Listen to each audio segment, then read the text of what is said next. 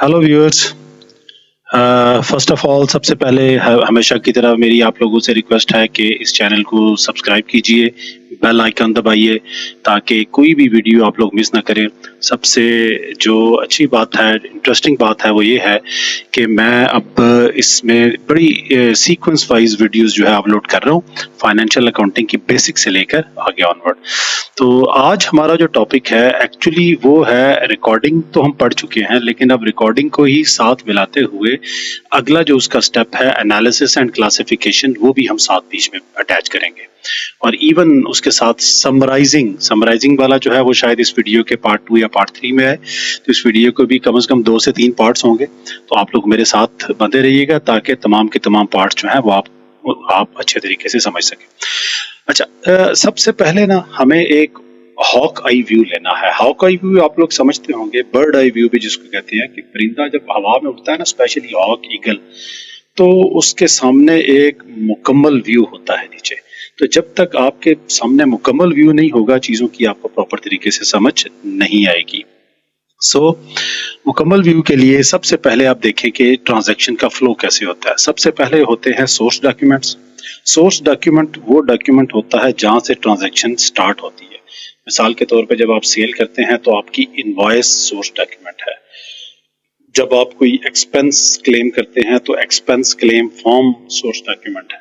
जब आप कोई परचेज सेल्स रिटर्न करते हैं तो क्रेडिट नोट सोर्स डॉक्यूमेंट है। तो सोर्स डॉक्यूमेंट ऐसा डॉक्यूमेंट है जिससे पहली दफा कोई ट्रांजैक्शन रिकॉर्ड होती है, और वो ट्रांजैक्शन फिर रिकॉर्ड होती है आपकी बुक्स ऑफ प्राइम एंट्रीज में। तो total 7 books of prime entries हैं हमारी। 7 बुक्स हैं प्राइम एंट्रीज की। बुक्स ऑफ प्राइम एंट्री से मुराद क्या है? ये वो बुक्स हैं अकाउंटिंग की जिसमें प्राइमरीली बुनियादी तौर पर पहली दफा एंट्री होती है। जो डेबिट क्रेडिट हम कर रहे हैं ना, एक्चुअली वो इन बुक्स में रिकॉर्डिंग होती है।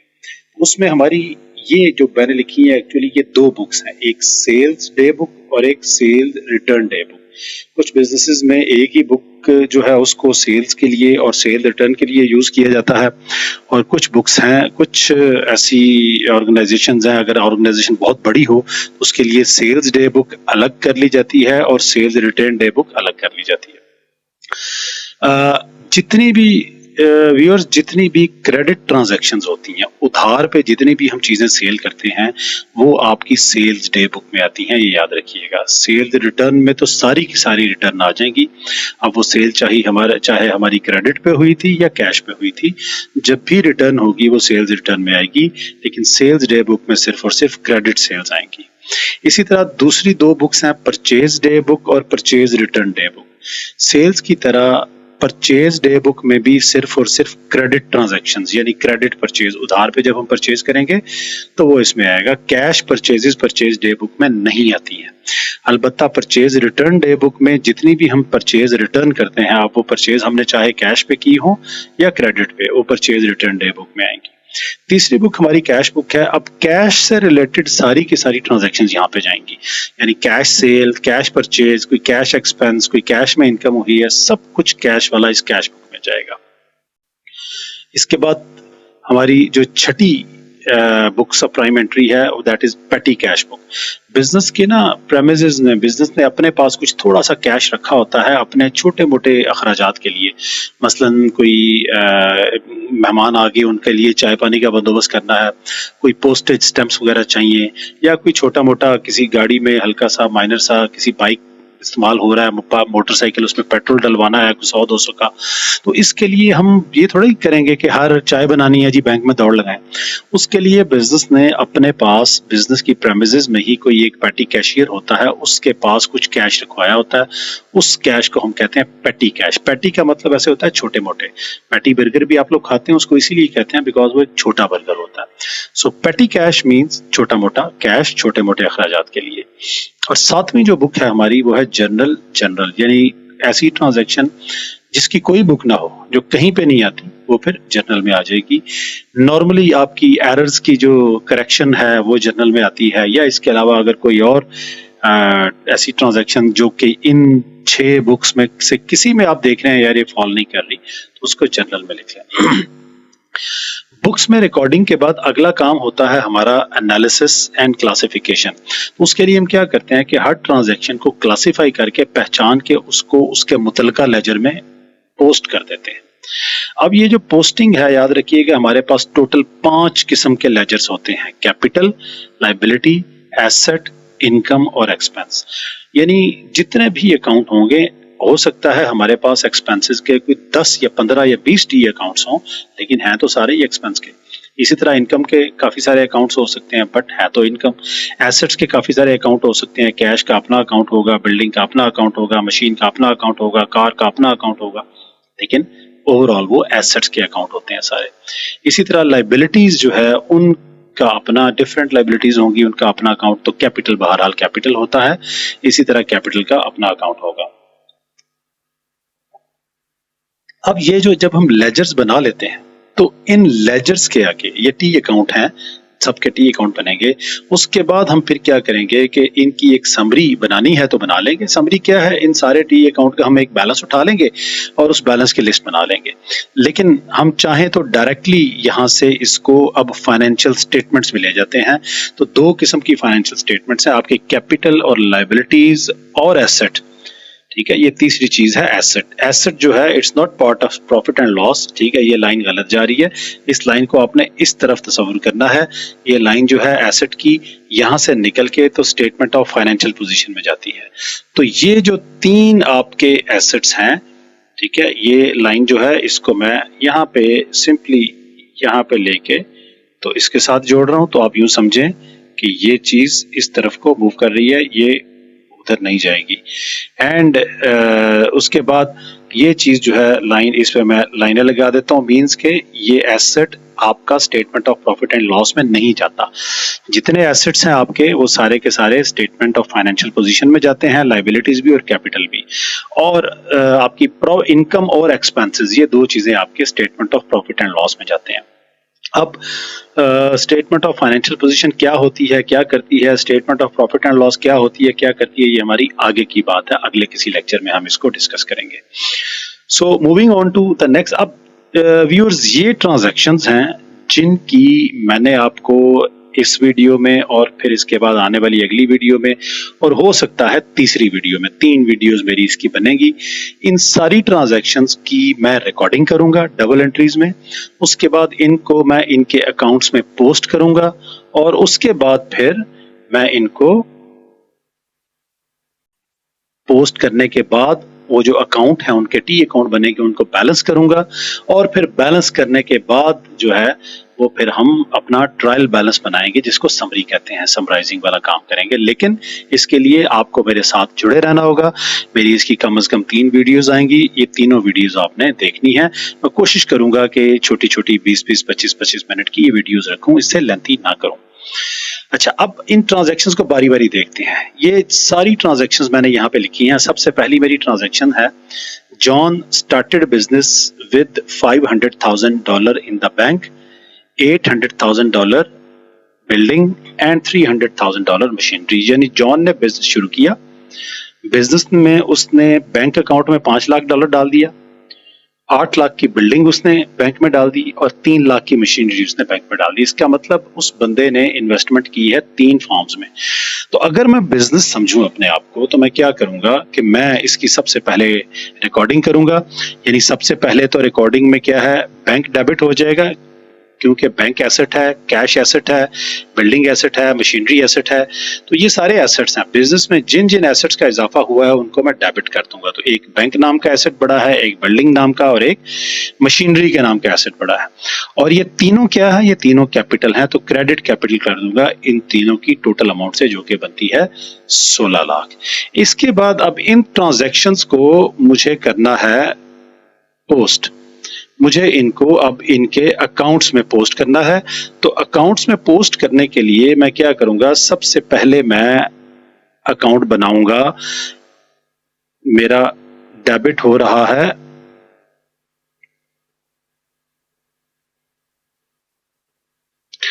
मेरी एंट्री क्या है, सबसे पहले मेरा बैंक डेबिट हो रहा है। तो मैं क्या करूंगा, सबसे पहले मैं बैंक का अकाउंट बना लूंगा। बैंक का अकाउंट बनाऊंगा और उसमें डेबिट साइड पे 5 लाख लिख दूंगा। अच्छा, 5 लाख लिख तो दूंगा, डेबिट साइड मतलब लेफ्ट साइड पे लिख तो दूंगा 5 लाख, लेकिन उसके साथ मुझे एक रेफरेंस के लिए भी एक चीज लिखनी है, और वो रेफरेंस क्या है? कैपिटल। याद रखिएगा, हर डेबिट का रेफरेंस उसका क्रेडिट होता है और हर क्रेडिट का रेफरेंस उसका डेबिट होता है। तो सबसे पहले मैं बैंक का अकाउंट बनाता हूं, उसमें मैं 5 लाख डेबिट करता हूं और मैं रेफरेंस में कैपिटल लिख दूंगा। सो दोस्तों, ये देखिए, सबसे पहले मैंने बैंक का अकाउंट बनाया, ये देखें ये आपका टी अकाउंट बन गया है। इसके बाद मैंने डेबिट साइड पे, चूंकि डेबिट हो रहा था तो डेबिट साइड पे मैंने 5 लाख लिखा और उसके साथ रेफरेंस के तौर पे कैपिटल लिख दिया। तो इससे मुझे क्या पता चला कि ये मेरा बैंक का अकाउंट है, मेरे बैंक में 5 लाख आ गया। कि बैंक एसेट है, जाहिर सी बात है एसेट बढ़ेगा तो डेबिट होगा। तो डेबिट साइड पे 5 लाख लिखने का मतलब कि मेरे बैंक में 5 लाख आ गया। और क्यों आया? कैपिटल रेज हुआ है। तो ये मैंने डेबिट बैंक जो है उसको उसके अकाउंट में पोस्ट कर दिया है। अब मैं आता हूं, दूसरा क्या है? Debit building 8 lakh. इसी तरह मुझे बिल्डिंग का अकाउंट बनाना है, डेबिट साइड पे 8 लाख लिखना है और उसका रेफरेंस क्रेडिट हो जाएगा। सो देखिए, नेक्स्ट मेरा अकाउंट बन गया बिल्डिंग का ये, और उसमें डेबिट साइड पे मैंने 8 लाख डेबिट कर दिया और उसके साथ रेफरेंस दे दिया कैपिटल। अच्छा, ये याद रखिएगा कुछ लोग कंफ्यूज हो जाते हैं कि जी कैपिटल डेबिट हो रहा है 8 लाख से। नहीं, ये कैपिटल नहीं डेबिट हो रहा, ये बिल्डिंग का अकाउंट है।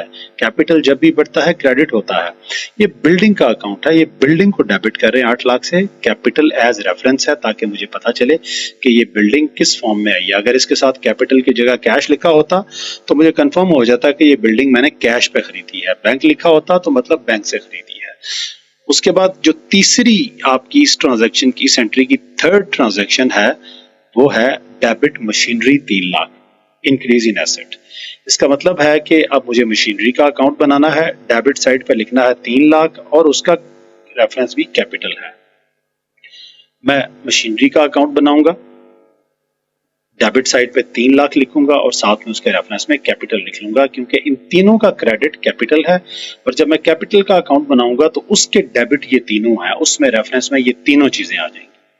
सो अब आप देखें कि मेरी एंट्री में क्रेडिट है कैपिटल 16 लाख से, तो अब मैं क्रेडिट करूंगा कैपिटल को 16 लाख से, क्योंकि इंक्रीज इन कैपिटल है तो क्रेडिट है।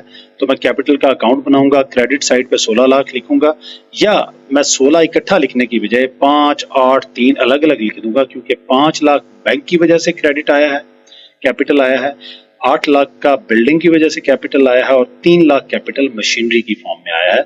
तो मैं तीनों को अलग अलग साथ में रेफरेंस दे दूंगा। सो अब देखें कि अब मेरा जो अकाउंट कैपिटल का बनेगा वो कुछ इस तरह से बनेगा। कैपिटल का अकाउंट बन गया और क्रेडिट हो रहा है 16 लाख से, 5, 8, 13 और 13 और 3 16, 16 लाख से क्रेडिट हुआ और हर एक का रेफरेंस अलग अलग है।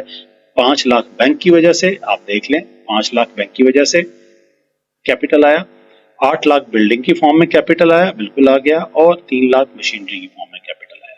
तो ये मेरी पहली ट्रांजैक्शन जो है, ये मेरी ट्रांजैक्शन ना सिर्फ रिकॉर्ड हुई है बल्कि अपने अपने अकाउंट में पोस्ट भी हो गई है। अब चलते हैं दूसरी ट्रांजैक्शन की तरफ।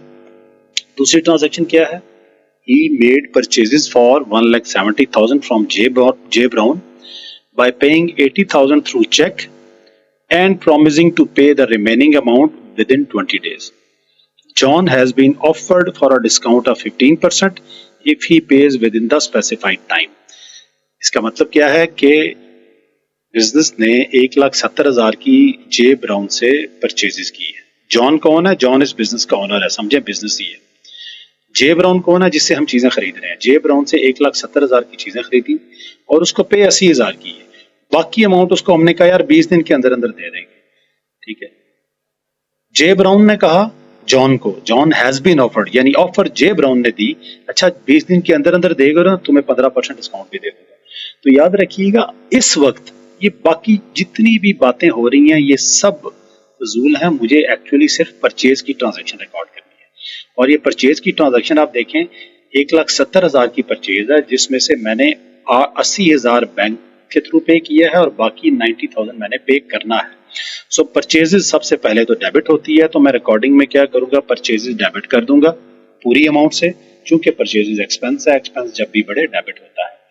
साथ मैंने 80,000 चूंकि बैंक से पे किया है तो बैंक मेरा एसेट है, तो एसेट कम हो गया बैंक नाम का, तो मैंने क्या कर दिया, एसेट कम हो तो क्रेडिट कर दिया, क्रेडिट बैंक 80,000 80,000। और बाकी जो है चूंकि मैंने पे करना है तो वो मेरी लाइबिलिटी है, आपको पता है लाइबिलिटी इंक्रीज हो तो वो क्रेडिट होती है, तो मैंने क्रेडिट कर दिया जे ब्राउन को 90,000 से। अब मैं इसकी पोस्टिंग करूंगा तो आप देखिएगा मैं परचेज का अकाउंट बनाऊंगा और डेबिट साइड पे 1,70,000 लिख दूंगा और उसके रेफरेंस में ये दोनों चीजें लिख दूंगा। मतलब 80,000 बैंक की वजह से परचेज हुई और 90,000 जे ब्राउन से मैंने उधार में परचेज की है। सो देखिए अब मैं जरा परचेजेस का अकाउंट बनाता हूं। तो परचेजेस का अकाउंट बन गया, डेबिट साइड पे 80,000 बैंक की वजह से और डेबिट ही हो रहा है। अच्छा, बैंक की वजह से 80,000 डेबिट हो रहा है और साथ आप देखें ना बैंक क्रेडिट हो रहा है 80,000 से, तो मैं क्या करूंगा, बैंक को मैं क्रेडिट कर दूंगा 80,000 से। उसके बाद मैं अकाउंट बनाऊंगा जे ब्राउन का। जे ब्राउन का जो अकाउंट है उसमें आप देखें कि जे ब्राउन क्रेडिट हो रहा है 90,000 से, तो मैं जे ब्राउन की क्रेडिट साइड पे लिखूंगा 90,000 और साथ में रेफरेंस दे दूंगा परचेज। बैंक भी क्रेडिट हो रहा है 80,000 से, तो क्रेडिट साइड पे 80 लिखा, उसका डेबिट परचेज है तो रेफरेंस में परचेज आ जाएगा। जे ब्राउन भी क्रेडिट हो रहा है 90,000 से, उसका रेफरेंस जो है वो परचेज है, तो परचेज उसके रेफरेंस में आ जाएगा। और परचेजेस जो है उसमें मुझे एक्चुअली पूरा 1,70,000 करना है, जो कि सिर्फ 80 लिखा है, तो दिस इज एन एरर। यहाँ पे ये 80 नहीं है, यहाँ पे 90,000 ये भी आएगा, यानी परचेजेस 80,000 तो बैंक की वजह से हैं और 90,000 ये एक अच्छा नहीं है, लेकिन यू कैन अंडरस्टैंड, बस आप इसको अंडरस्टैंड कर सकते हैं, ये है ड्यू टू पेएबल। यहाँ पे जो जे ब्राउन है उसकी वजह से ये 90,000 आया, तो मैं इसको भी यहाँ पे डेबिट करूंगा, ये दैट्स इट। तो ये भी मेरी एंट्री जो है ये पूरी रिकॉर्ड हो गई है। उसके बाद I will move forward, next transaction मेरी तीसरी transaction, he received utility bill of 5,000। तो यूटिलिटी बिल एक्सपेंस होता है और अभी चूंकि पे नहीं हुआ एक्सपेंस मैं डेबिट कर दूंगा 5,000, और अब चूंकि पे नहीं हुआ लिहाजा bill payable increase in liability ये क्रेडिट हो जाएगा। इस चीज को हम अपनी पिछली वीडियो में जिसका नाम है रिकॉर्डिंग ट्रांजैक्शंस पार्ट 2, उसमें हम बड़ी डिटेल में इसको डिस्कस कर चुके हैं कि यूटिलिटी बिल क्यों डेबिट होता है और बिल पेएबल क्यों क्रेडिट होता है। इस वक्त हमारा फोकस जो है इसकी रिकॉर्डिंग पे होगा, पोस्टिंग पे, जो एनालाइजिंग क्लासिफिकेशन की मैं बात कर रहा हूँ। तो हम क्या करेंगे, यूटिलिटी बिल का अकाउंट बनाएंगे, डेबिट साइड पे लिख देंगे 5,000, साथ में रेफरेंस हो जाएगा बिल पेएबल। तो मैं ऐसा करता हूं, मैं यूटिलिटी बिल का अकाउंट बनाता हूं, डेबिट साइड पे लिखता हूं 5,000, उसके साथ हो गया बिल पेएबल एज रेफरेंस। और इसी तरह बिल पेएबल का अकाउंट बन जाएगा, वो चूंकि क्रेडिट हो रहा है तो क्रेडिट साइड पे लिखूंगा 5,000 और उसका डेबिट क्या है, यूटिलिटी बिल। तो हर डेबिट का क्रेडिट उसका रेफरेंस और हर क्रेडिट का डेबिट उसका रेफरेंस। ठीक है, यूटिलिटी बिल का अकाउंट बना टी शेप में, डेबिट 5,000 हो रहा है, डेबिट साइड पे 5,000 लिखा, उसके साथ एज बिल पेएबल रेफरेंस बना दिया। फिर इसी तरह बिल पेएबल का अकाउंट बनाया, क्रेडिट हो रहा है 5,000 से, तो 5,000 क्रेडिट साइड पे लिखा और उसके साथ रेफरेंस यूटिलिटी बिल दे दिया।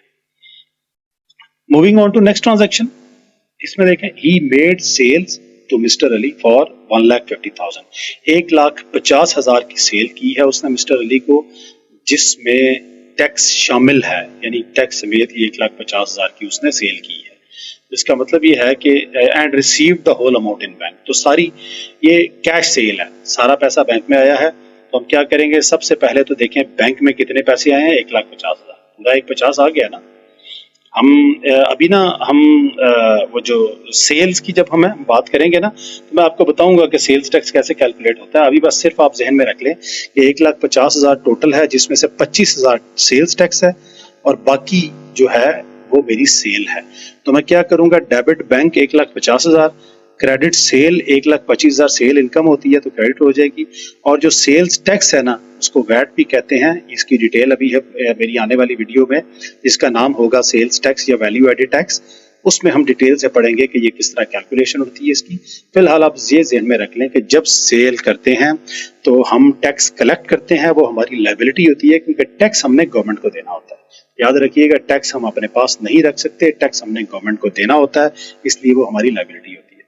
तो मैं अब सिंपली इसके अकाउंट बैंक का अकाउंट बनाऊंगा, तो डेबिट कर दूंगा एक दफा 1,25,000 सेल और एक दफा 25,000 सेल्स टैक्स की वजह से। तो आप देखें यहाँ पे मैंने बैंक का अकाउंट बनाया, एक दफा डेबिट किया मैंने उसको 1,25 से रीजन सेल, और एक दफा डेबिट किया एक खाली 25 से, उसका रेफरेंस सेल्स टैक्स। उसके बाद आप ये देखें कि मेरी सेल क्रेडिट हो रही है 1,25,000 से और उसका रेफरेंस होगा बैंक। सेल का अकाउंट बनाऊंगा, क्रेडिट साइड पे 1,25,000 लिखूंगा और उसके साथ बैंक रेफरेंस दे दूंगा। तो सेल का अकाउंट बना, क्रेडिट साइड पे लिखा है 1,25,000 और उसके साथ रेफरेंस के तौर पे बैंक आ गया। देन आगे है सेल्स टैक्स क्रेडिट हो रहा है 25,000 से, तो सेल्स टैक्स का अकाउंट बनाऊंगा, क्रेडिट साइड पे लिख दूंगा 25,000, रेफरेंस में बैंक आ जाएगा। तो सेल्स टैक्स का अकाउंट बना, क्रेडिट साइड पे लिखा 25,000 और साथ में रेफरेंस बैंक आ गया। सो आप अभी तक आपको एक बात की समझ आ जानी चाहिए कि जब भी हमने पोस्ट करना है, पोस्टिंग जो है बहुत आसान है। आपने वो जो नाम है लिखा हुआ अकाउंट का, उसका अकाउंट बना दें। उसके बाद अगर डेबिट हो रहा है तो वो अमाउंट डेबिट साइड पे लिख दें। उसके क्रेडिट में जो चीज है ना वो उसके साथ एज रेफरेंस लिख दें। इसी तरह कोई चीज क्रेडिट हो रही है उसका अकाउंट बना लें, जितनी अमाउंट से क्रेडिट हो रही है वो अमाउंट क्रेडिट साइड पे लिख दें और उसका जो डेबिट है उसको एज रेफरेंस साथ लिख दें। अगली एक और ट्रांजैक्शन जो है उसकी हम जरा प्रैक्टिस कर लेते हैं। आज के लिए 5 ट्रांजैक्शन काफ़ी हैं, टोटल 14 ट्रांजैक्शन है। तो आप देख सकते हैं कि 14 ट्रांजैक्शन के लिए कम से कम हमारी 3 वीडियोस जो है मिनिमम होंगी, क्योंकि मुझे फिर इनको क्लोज करके ट्रायल बैलेंस तक जाना है। सो 5वीं ट्रांजैक्शन जो है, he got 150,000 loan from bank. Simple transaction है, बैंक नाम का एसेट बढ़ गया तो डेबिट कर दूंगा बैंक को 1,50,000 से इंक्रीज इन एसेट, और बैंक लोन मेरी लायबिलिटी है वो क्रेडिट हो जाएगा तो मैं क्रेडिट कर दूंगा 1,50,000 से, मेरी लायबिलिटी बढ़ गई है। और इसकी जब पोस्टिंग करनी है तो देखें सबसे पहले डेबिट है बैंक, बैंक का अकाउंट बनाऊंगा, डेबिट साइड पे लिखूंगा 1,50,000 और उसका रेफरेंस बैंक लोन आ जाएगा। इसी तरह बैंक लोन का अकाउंट बनाऊंगा, क्रेडिट साइड पे लिखूंगा 1,50,000 और उसका रेफरेंस बैंक आ जाएगा। तो ये देखिए, ये मैं सबसे पहले बैंक का अकाउंट बनाया, डेबिट साइड पे लिखा है 1,50,000, रेफरेंस बैंक लोन। फिर बैंक लोन का अकाउंट बनाया, क्रेडिट साइड पे लिखा है 1,50,000 और रेफरेंस बैंक आ गया। तो ये आपकी हमारी 5 ट्रांजैक्शंस हो गई हैं आज के दिन में। तो बाकी ट्रांजैक्शंस जो हैं वो इंशाल्लाह हम अपनी नेक्स्ट वीडियो में डिस्कस करेंगे। तब तक मेरे साथ बने रहिएगा, चैनल को सब्सक्राइब करना ना भूलें, बेल आइकन दबाना ना भूलें, ताकि जो ही इस वीडियो का नाम है debit credit to trial balance part 1, इसका फिर पार्ट 2 आएगा, फिर इसका पार्ट 3 आएगा। तो आपने मेरे साथ रहना है, आप तीनों पार्ट्स देखेंगे अगर, तो मैं यकीन कर लें, मैं दावे से कहता हूं कि डेबिट क्रेडिट ट्रांजैक्शन रिकॉर्ड करने से लेकर ट्रायल बैलेंस बनाने तक आपको किसी किस्म का कोई प्रॉब्लम नहीं होगा, आपको ये चीज़ क्लियर हो जाएगी। अपना ख्याल रखिएगा, घर पे रहिएगा, stay home, stay safe, good bye, Allah हाफिज़।